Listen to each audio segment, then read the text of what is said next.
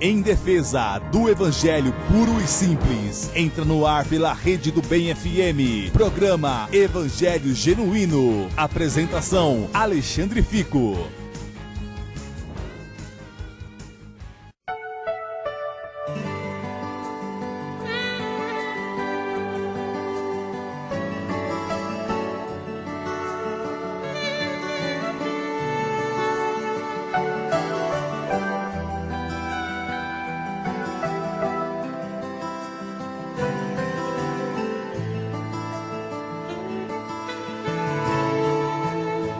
Te adorar, Senhor, te dar o meu louvor. Quero me prostrar, vou me derramar aos teus pés, Senhor. Uma boa tarde na graça e na paz de nosso Senhor e Salvador Jesus Cristo. Eu sou Alexandre Fico. Pela infinita misericórdia e bondade de nosso Salvador, começa mais um programa nesse sábado, o programa Evangelho Genuíno. Porque santo tu és, em meu louvor receber. Sou pequeno e tão falho. Que nesse sábado, eu e você possamos glorificar o Senhor. Possamos nesses momentos, essa uma hora rápida, cultuar ao Senhor com todo o nosso entendimento, com todo o nosso coração. E nós vamos ao momento de oração e nós já voltamos. Purifica as minhas vestes. No programa Evangelho Genuíno, momento de oração.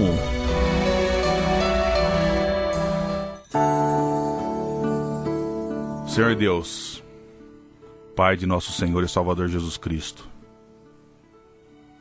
Teu nome é santo e seja glorificado. É em nome do Seu Filho Jesus Cristo que nós pedimos mais uma vez licença para levantar a voz a Ti. Agradecendo, Senhor, por mais uma tarde. Por mais uma tarde, Senhor, que o Senhor nos permitiu estar aqui, nos guardou até a chegada, permitiu que meus irmãos e as minhas irmãs abrissem os olhos. Isso parece tão pouco diante desse universo que muitos nós almejamos conquistar de alguma maneira. Tenha misericórdia de nós mais uma vez, Senhor. Que seja esse dia, o restante, para Te glorificar. Que seja o restante do nosso dia para engrandecer o Teu nome. Homens miseráveis, pecadores como nós. A Ti seja a honra, a Ti seja a glória. Nos direciona ao Teu querer e recebe, Senhor, as nossas orações e o nosso culto. E venha o Teu reino através da Tua palavra. E somente o Senhor seja glorificado em nome de Jesus, Senhor. Que eu lhe peço nessa tarde. Amém. Evangelho que não confronta o pecado não pode ser chamado de evangelho. Programa Evangelho Genuíno.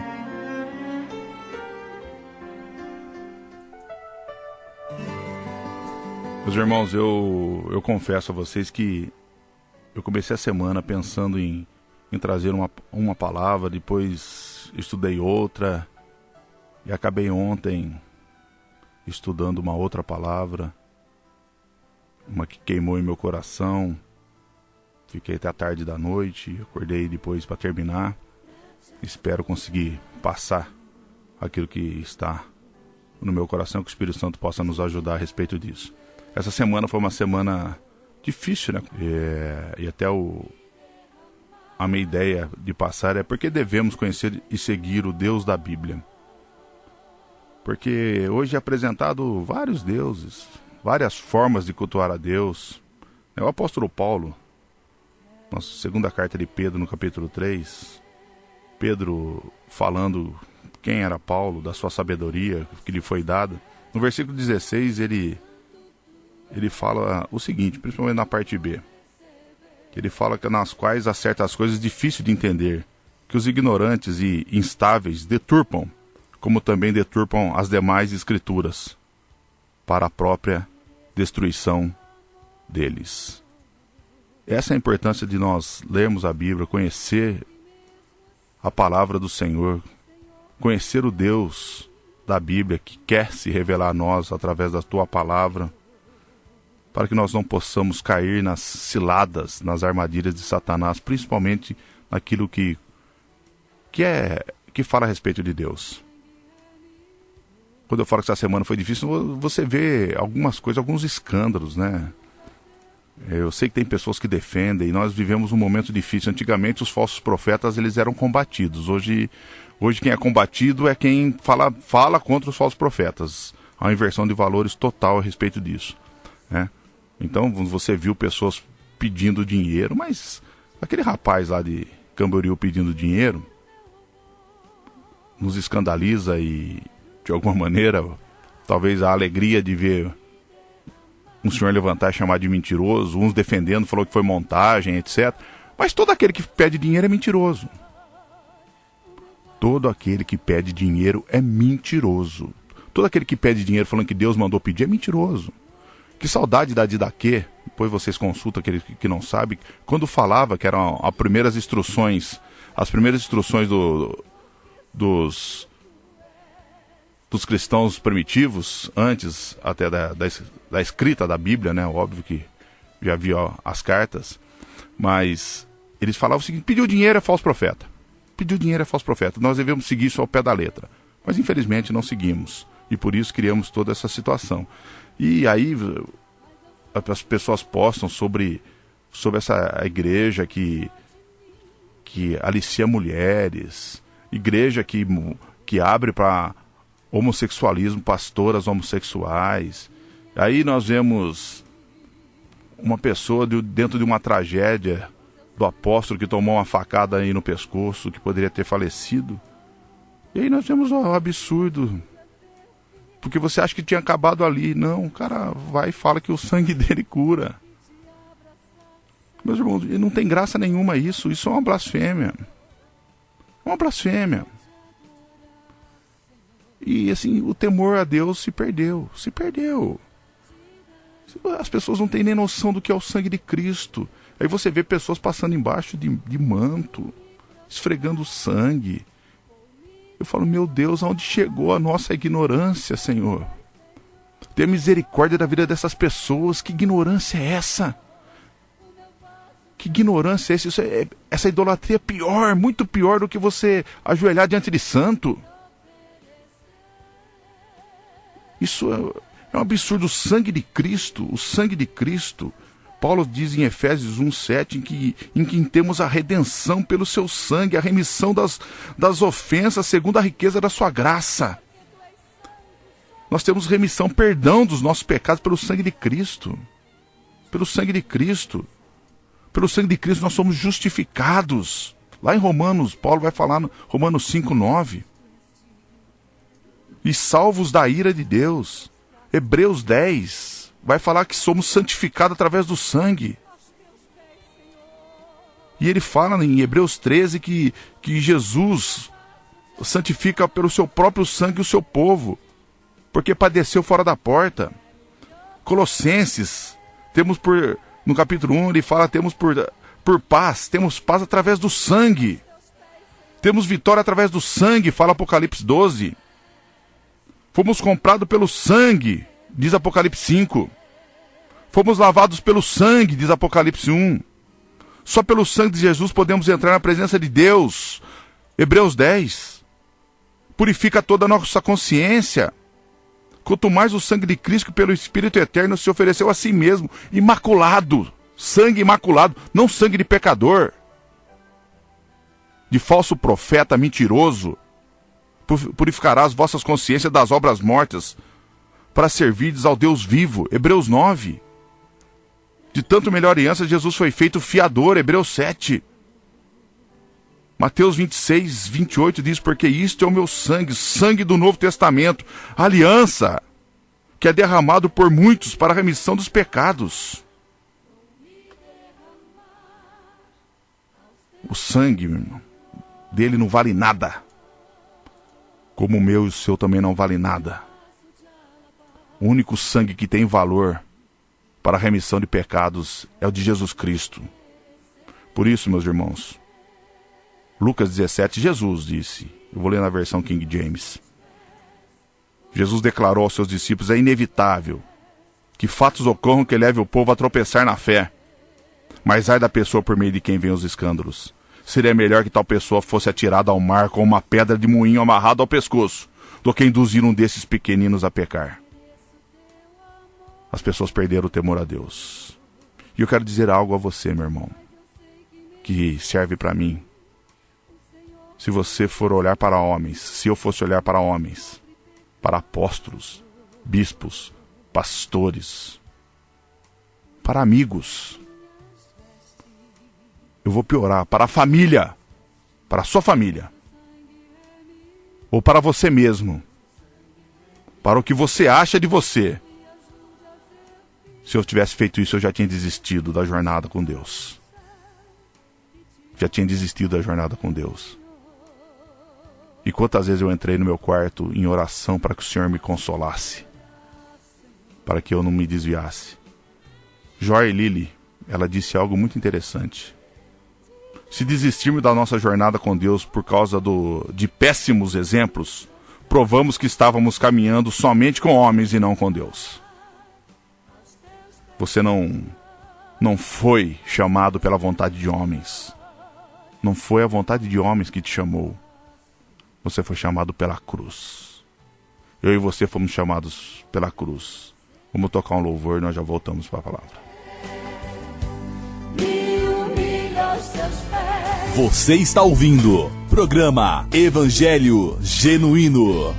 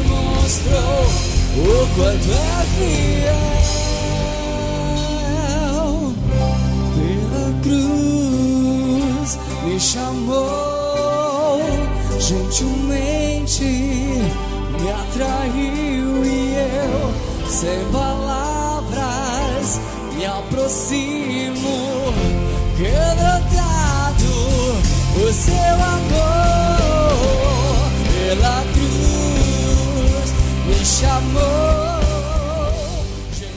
Venha conhecer a Comunidade Cristã Genuína, Rua 7 de Setembro, número 385, na Vila Industrial. Cultos, terças e quintas, às 8 horas. E aos domingos, às 9 horas da manhã. No Parque Aeroporto em Campinas, Rua Aldo Fossese Júnior, número 61, no Núcleo Residencial Vila Vitória. Cultos, quartas às 20 horas e aos domingos, às 19 horas. Em Hortolândia, Rua Zacarias Costa Camargo, número 560, no Remanso Campineiro. Cultos, quartas e sextas, às 20 horas. E aos domingos, às 19 horas. Em Sumaré, Rua Manuel Dama Figueiredo, número 105, no Parque Sevilha. Cultos, quartas às 20 horas. E aos domingos, às 19 horas. Comunidade Cristã Genuína. Aqui é proibido pessoas perfeitas. Você está ouvindo programa Evangelho Genuíno.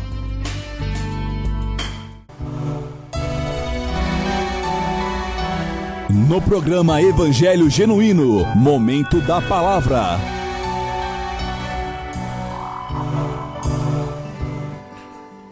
Meus irmãos, nós devemos conhecer e seguir o Deus da Bíblia. Por isso, a leitura da Bíblia é importantíssima. A Escritura, ela é importante como regra de fé para nós. Ela é importantíssima. E isso nós não podemos de maneira nenhuma deixar de fazer. Por isso eu convoco vocês a lerem a Bíblia. Nós vamos trabalhar em cima de um texto de Isaías, no capítulo 5. Eu não tenho tempo de discorrer ele todo. Eu estou algumas semanas estudando em cima desse capítulo. Eu achei muito interessante e estou olhando com os olhos diferentes para ele, no sentido para a minha vida. E o que nós estamos fazendo do Evangelho? O Evangelho é as boas novas de Deus. Porque nós vemos que a condição atual da igreja evangélica no Brasil, já há algum tempo, acendeu um sinal de amarelo. Talvez já esteja até no vermelho. E eu pergunto a vocês, acabou o temor de Deus? O respeito a Deus, a reverência?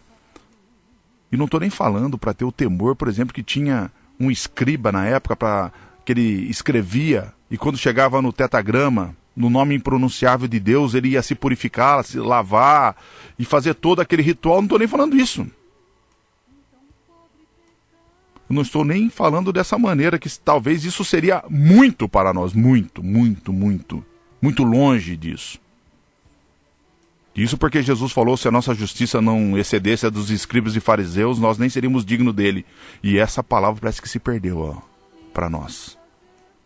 Os escribas, na hora de pronunciar, ou na hora de escrever, na hora de escrever a palavra, o tetagrama, eles se lavavam.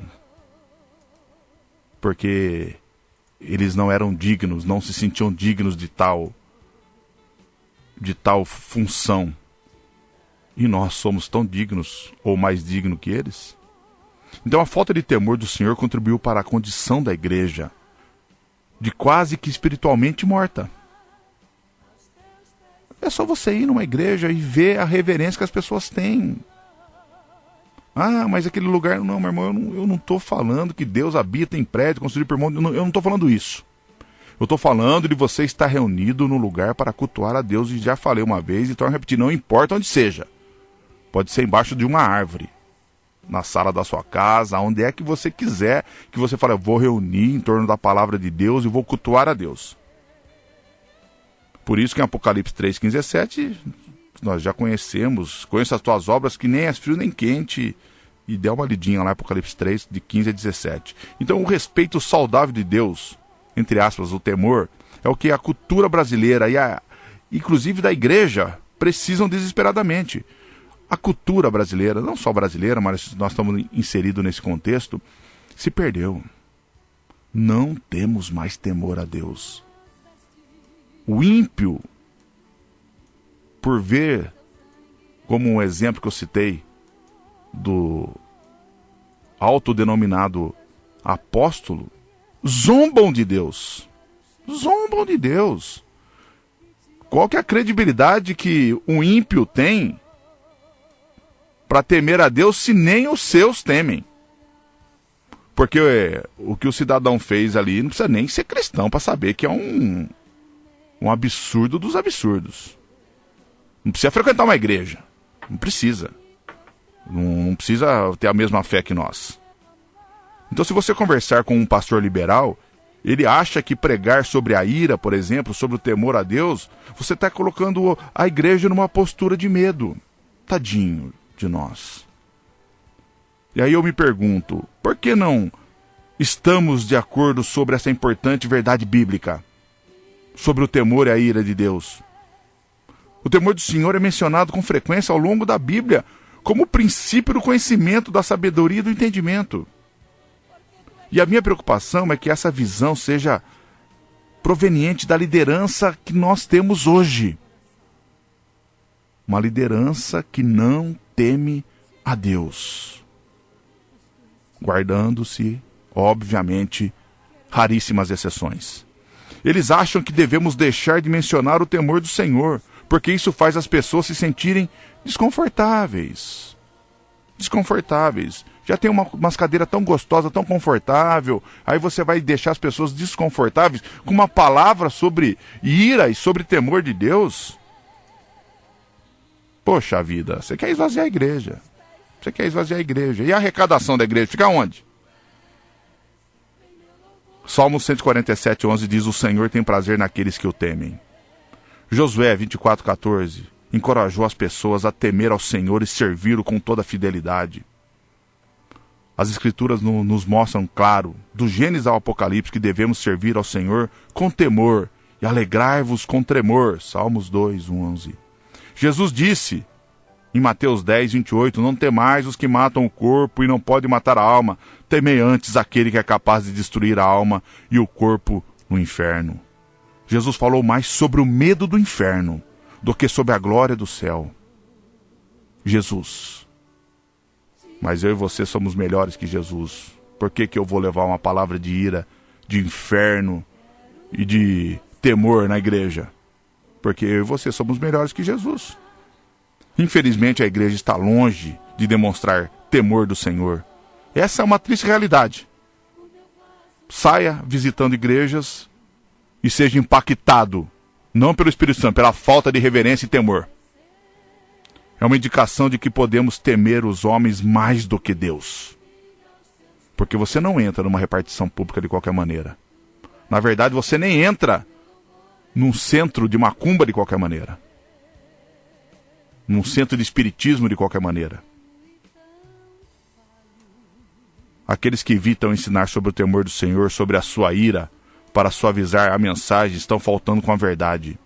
Apocalipse 14:7 diz: temei a Deus e dar-lhe glória, porque é vinda a honra do seu juízo. Atos 9:31 diz que a igreja primitiva andou no temor do Senhor e no conforto do Espírito Santo. A igreja era poderosa e se multiplicava porque andava no temor de Deus e no poder do Espírito Santo. Unção, entre aspas, para nós entendermos. Unção e temor andam lado a lado. Paulo nos lembra em Filipenses 2:12 que devemos trabalhar a nossa própria salvação com temor e tremor. Devemos amorosamente proclamar o temor do Senhor novamente em nossos púlpitos, se quisermos experimentar a mudança genuína. O temor muitas vezes, meus irmãos, motiva uma pessoa a se arrepender. O temor do Senhor fará com que um adúltero busque perdão. O temor vai motivar o filho pródigo a retornar. O temor fará com que os pastores passem longo tempo em oração para fazerem sermões, entre aspas, ungidos. Quando o temor do Senhor for pregado, o mundo vai se arrepender. Paulo diz na sua primeira carta, 14:25, caindo em seu rosto, ele vai adorar a Deus e declarando que Deus está verdadeiramente entre vós. O verdadeiro temor do Senhor salva o homem de si mesmo. Devemos levar a sério os seus mandamentos, não como, obviamente, legalistas. mas com reverência, zelo. Temer ao Senhor não é um tipo de medo que vem. Temer ao Senhor é o que você tem, por exemplo, de um pai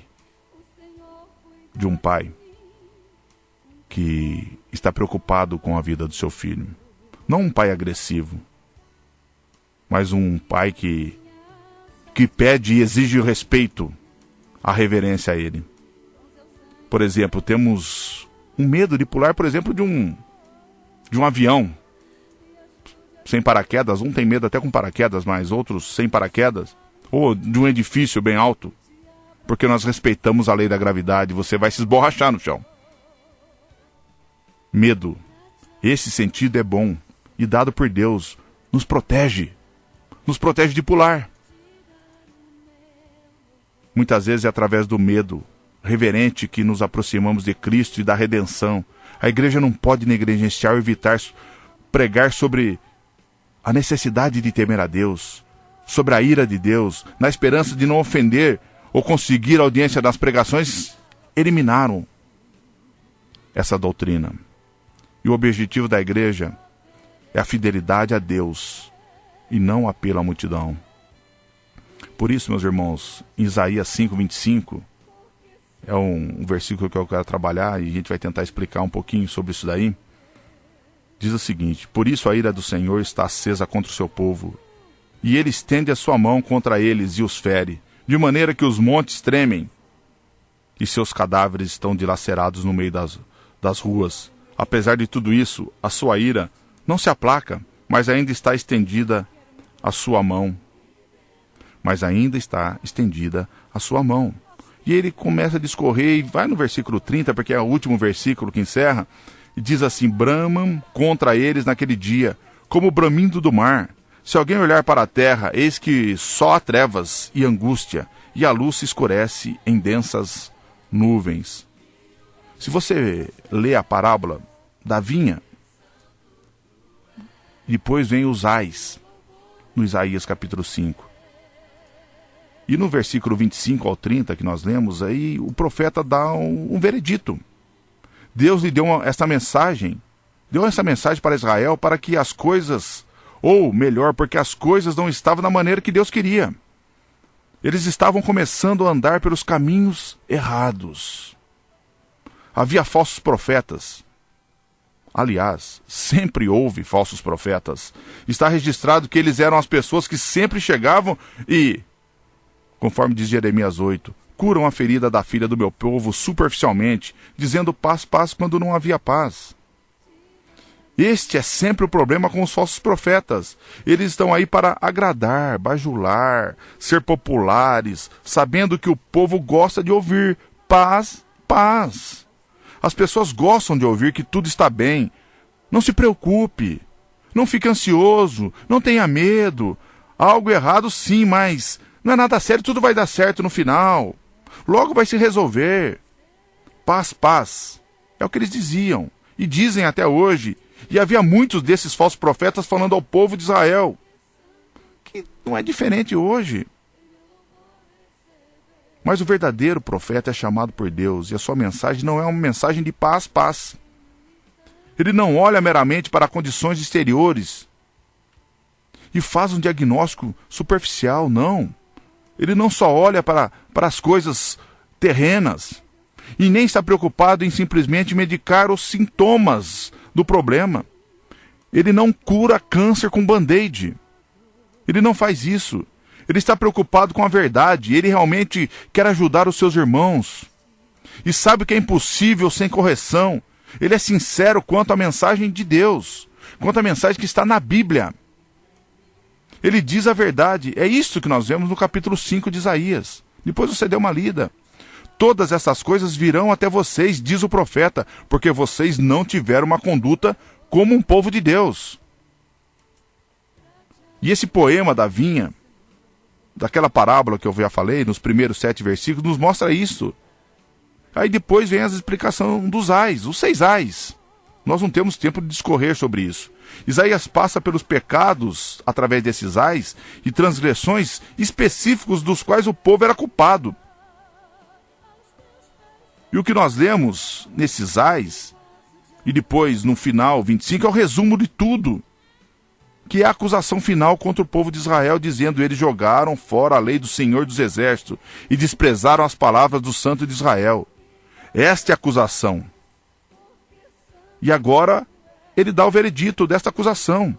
Por isso a ira do Senhor está acesa contra seu povo, e ele estende a sua mão contra eles e os fere. Ela foi severa naquilo que estava. A palavra foi de encontro a eles. E então nós vemos que depois ele falou ainda que a sua mão ainda está estendida. Por quê? Porque eles não se arrependeram. Por isso, se nós examinarmos, e eu quero fazer isso junto com vocês, se der tempo, essa mensagem. Por isso, se nós lembrarmos do que se trata a mensagem, a vinha, os ais, aquilo que Deus fez, nós sabemos que, é claro que da palavra mais destacada de todo o capítulo, a palavra ai, que aparece 6 vezes, foram pronunciadas, e aqui está a conclusão na palavra: ira ou cólera, juízo. Depois disso, o restante do capítulo é puramente descritivo. Os versículos 26 até o final que nós lemos, ele só descreve o que vai acontecer. E nós já lemos o versículo 25, eu não quero repetir. Ao dar a ênfase nesse versículo 25, eu quero chamar a atenção de você para algumas coisas. Estou totalmente consciente do que não há um aspecto da mensagem bíblica que perturbe tantos homens e mulheres modernos quanto a ira de Deus. Deus, aquele que pune o pecado e a iniquidade. Não há nenhuma parte, nenhum elemento no ensino bíblico contra o qual as pessoas têm uma objeção tão violenta e enraizada como esta verdade em particular, sobre a ira e sobre o juízo de Deus. E eu sei que não é nada surpreendente que as pessoas julguem essa doutrina questionável. Particularmente porque eu não me surpreendo que isso seja questionado pelo tipo de pessoa que nós estamos examinando, por exemplo, lá em Isaías 5. O que eles estavam fazendo.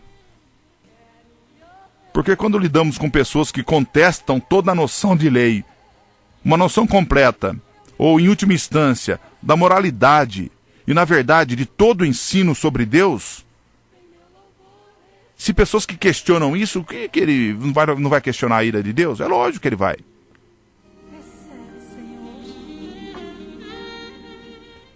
Então não é uma surpresa que façam objeção a essa doutrina da ira de Deus. Até porque eles seriam inconsistentes se não o fizessem. Porque eles já pegam pedaços da Bíblia que interessa, por que eles iam incluir essa doutrina? Então eu quero crer que a posição deles, e não acreditar de certa forma, é coerente e lógica. Se você não crê em leis, não precisa crer na doutrina da ira de Deus e na punição do pecado por ele. Porque uma inevitavelmente acompanha a outra. Uma acompanha a outra. Se você não acredita na punição do pecado, você não tem que acreditar na doutrina da ira de Deus. Para que acreditar, se você nem acredita na punição do pecado? Então nós vemos isso de uma forma muito, que cria muitas objeções quanto a essa doutrina da ira de Deus entre aqueles que não são cristãos, os que estão fora da igreja, mas também aqueles que estão dentro da igreja. E eles, os que estão fora, contestam porque realmente eles são ímpios e nem entendem. Agora, eles só falam sobre o amor. Eles têm a ideia do amor de Deus. Então essa noção de ira de Deus, ela se torna impossível, porque ele nem conhece a Bíblia, ele nem lê. Então, o que a Bíblia chama de homem natural, o ímpio,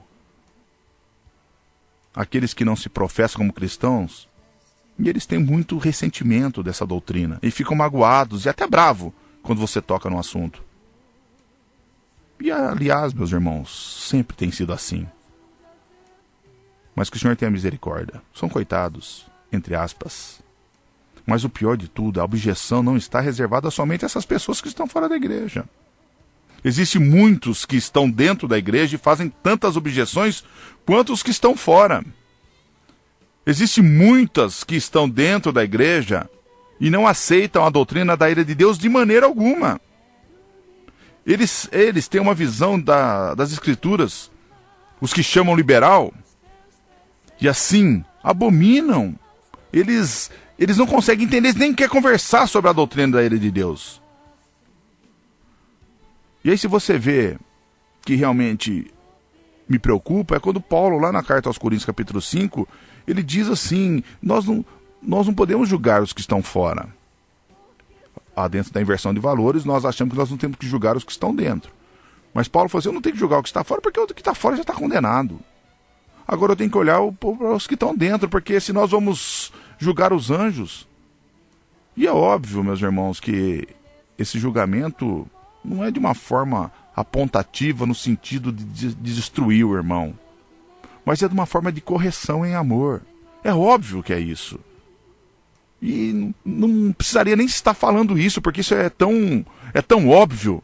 Porque se a pessoa que está dentro da igreja tem o objetivo de indicar, entre aspas, o que está fora daquilo que agrada a Deus, no sentido de destruir o irmão, ele nem é cristão.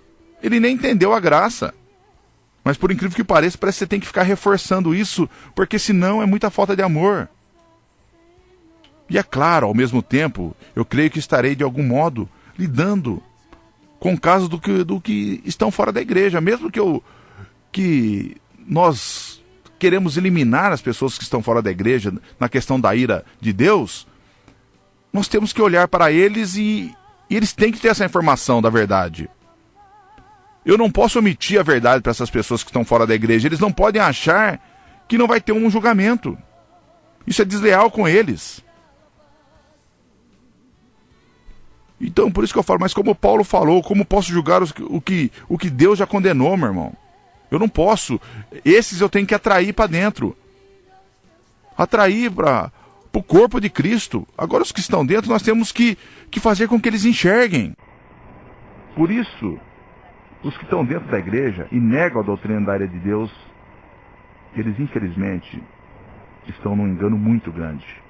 Esses realmente estão numa posição indefensável. E espero que eles vejam isso através da palavra de Deus. Dessa inconsistência que eles defendem, ou que eles têm alguma objeção. Porque senão, se eles não levar a sério a doutrina sobre a ira de Deus, eles podem ter uma surpresa muito grande. E que possamos ser, ao menos, pessoas consistentes que se posicionam, não pessoas que são metade dentro e metade fora, pessoas que pegam um pedaço e largam o resto. Porque é tudo ou nada. Quando se trata dessa doutrina bíblica, é tudo ou nada. Esse é um assunto vital. Não apenas do ponto de vista da mensagem cristã e da igreja, mas também de um ponto de vista geral, político e social, meus irmãos. E eu creio que grande número de nossos problemas atuais, e estou me referindo aos políticos e sociais mesmo, eles derivam da objeção de toda a noção e disciplina, ordem, lei, retidão, justiça e retribuição. O que é retribuição? Retribuição do que você plantou. Aquilo que o homem plantar, certamente colherá. Eles perderam isso. Perderam. E eu acredito em que a objeção a esses princípios dá explicação em uma grande medida da ruína da disciplina da vida no lar, que hoje se tem. E pode ser também a raiz de muitos dos problemas da delinquência da nossa juventude. Meus irmãos, eu sei que estamos no século XXI, as pessoas são diferentes, as pessoas querem falar sobre isso, sofrendo talvez de uma reação contra a severidade na educação dos filhos, passado, contra a ordem imoral, principalmente a intolerância que existiam no século XVIII e XIX, que chamávamos de comportamento ou atitude puritana ou intransigente. Então, por isso, longe esteja de mim tentar defender o tipo de pai tirano. Mas infelizmente o mundo reagiu de uma forma tão contrária, tão violenta a esse tipo de educação, que essa reação se tornou longe demais. Saímos de um extremo para outro. Ele alcançou um ponto de ilegalidade. E o pai moderno, em seu desejo de não ser como o durão, ranzinza, o dedo duro, truculento, sem amor, o pai tirano, aquela característica que nós não queremos imputar em Deus, tornou-se tão fácil e indulgente que não crê de forma alguma em disciplina. E levamos isso para Deus, para dentro da fé. E o resultado é que, infelizmente, tem se testemunhado com tanta frequência, na vida, no lar e da família, nas escolas, no conceito geral da sociedade, de um comportamento decente entre os jovens e as crianças. Nós temos falta desses comportamentos. Hoje vemos crianças dançando música, estou falando crianças, 6, 7 anos, os pais vestem elas de forma sexual, ou forma melhorar a palavra, de uma forma sensual. A mãe pinta a filha, acha bonitinho isso.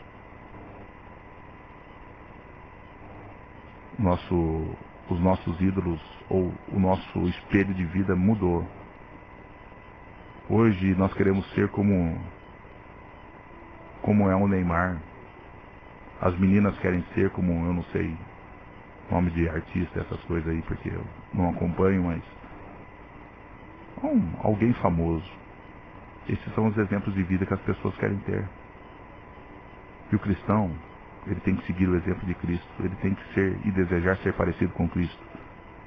E quando nós nos vemos no espelho e vemos como estamos distantes disso, isso nos leva à lágrima, ao pranto. Por saber que nós somos tão diferentes do nosso Salvador. E essa diferença do nosso Salvador, talvez ela seja muito prejudicial a nós. Talvez custe a nossa eternidade. Hoje nós vemos, levando também no contexto para a cadeia. Qual que é o propósito de mandar alguém para a cadeia, meu irmão? Hoje a ideia já não é de punir o ofensor.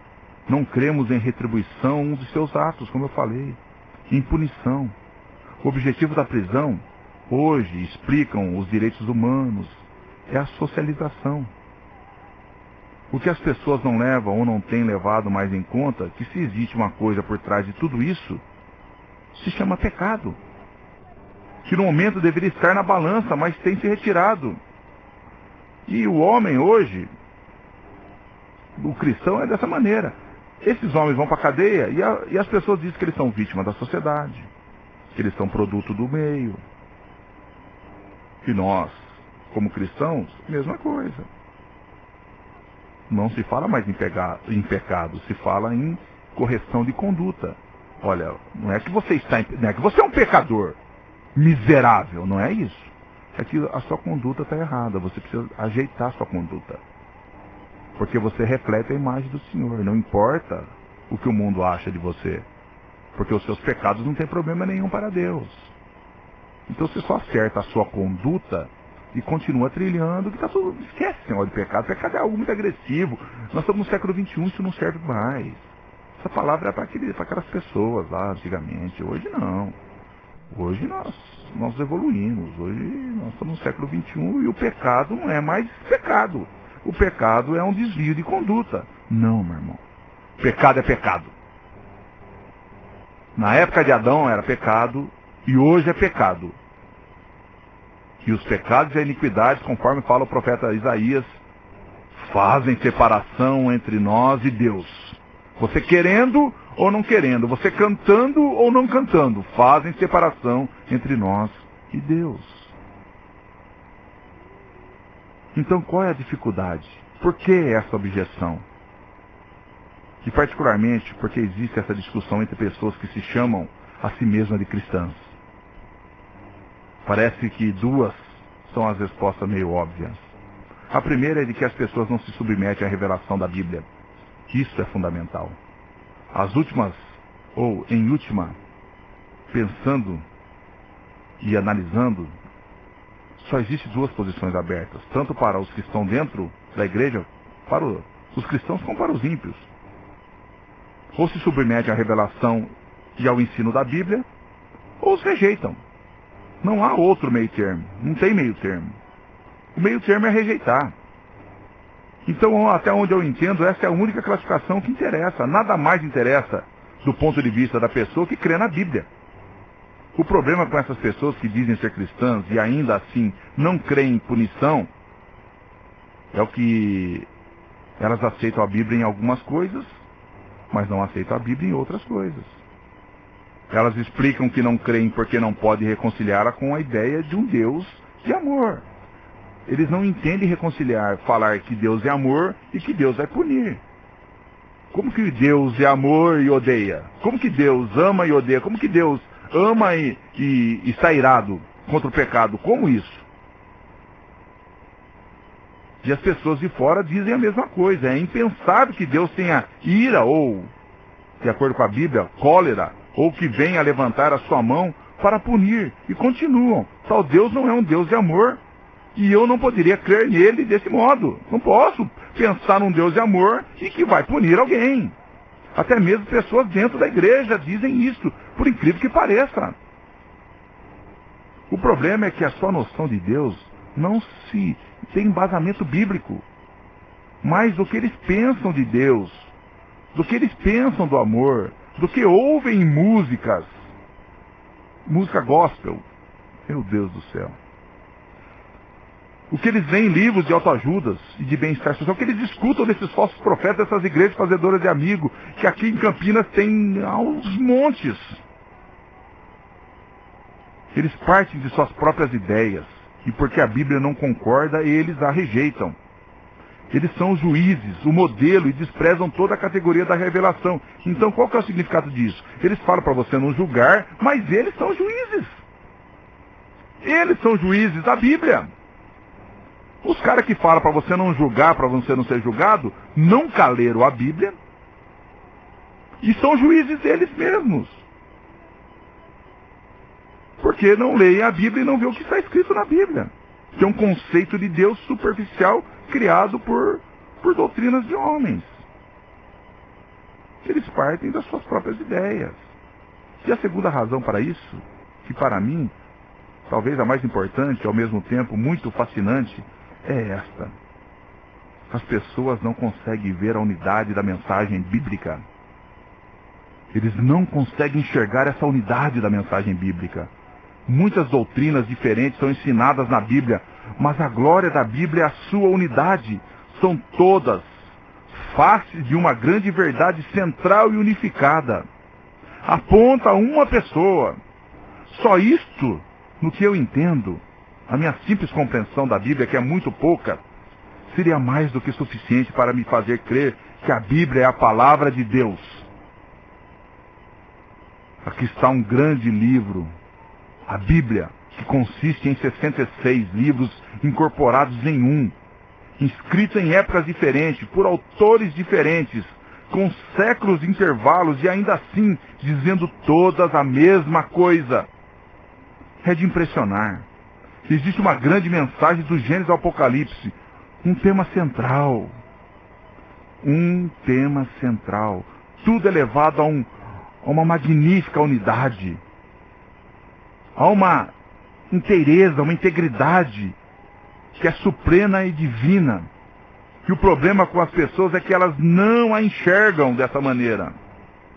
Elas examinam as doutrinas isoladamente, e pelo fato de assim fazerem, concentram-se nas particulares, e deixam de fora o geral, não conseguindo entender nem mesmo aquilo que é particular. Meus irmãos, eu vou ter que parar aqui, porque eu quero continuar. Ainda nós temos mais uns 40 minutos para pregar disso.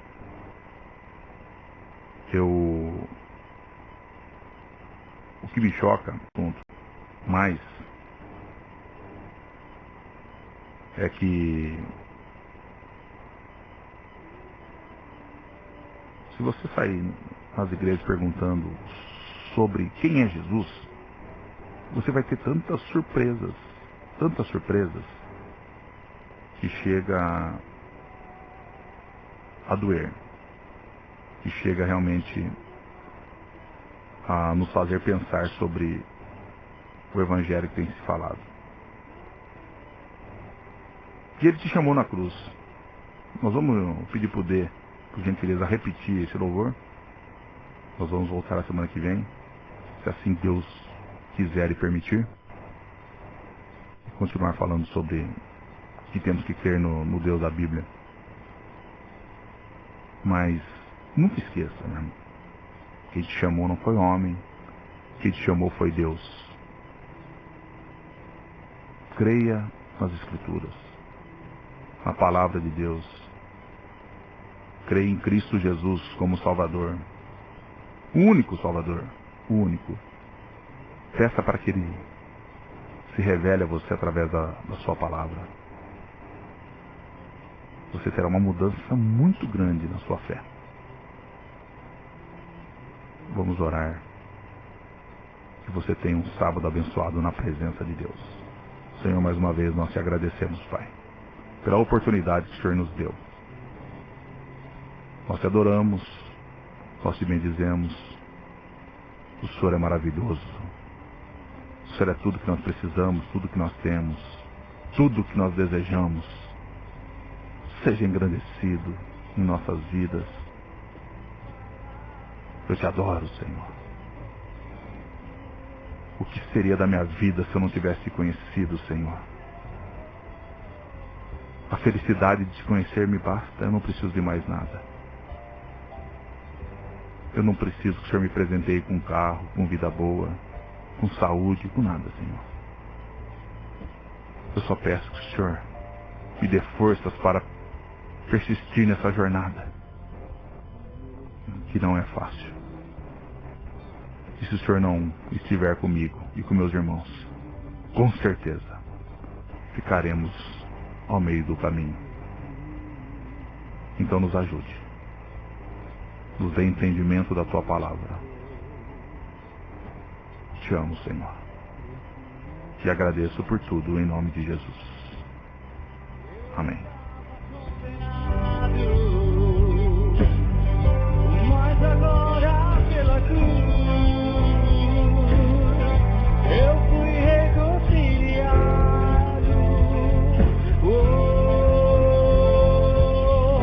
Pela cruz me chamou gentilmente, me atraiu e eu sem palavras me aproximo, quebrantado do seu amor. Pela cruz me chamou gentilmente, me atraiu e eu sem palavras me aproximo, quebrantado do seu amor. Impressionante é o seu amor.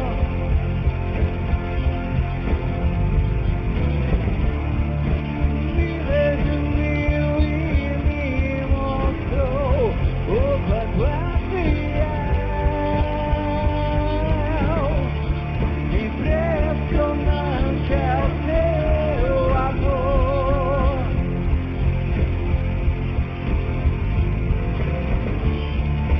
Me redimiu e me mostrou o quanto é fiel.